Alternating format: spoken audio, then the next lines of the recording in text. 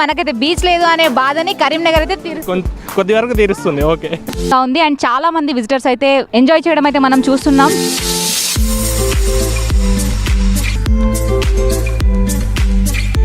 బ్రహ్మాండంగా ఉంది. యాక్చువల్ ఏంటంటే ఎక్కడెక్కడ ప్రాంతాల వాళ్ళకి మీరు ఎక్కడి నుంచి వస్తున్నారు?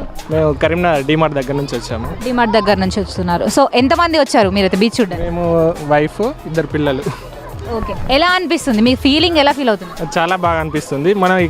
మనం ఎలా ఎంటైర్ తెలంగాణలో చూసుకుంటే ఇక్కడ బీచ్ లేదు. ఆంధ్రాలో ఉంది. అంత దూరం పోలేం కాబట్టి ఇక్కడ చిన్న బీచ్లో మనం ఎంజాయ్ చేయొచ్చు.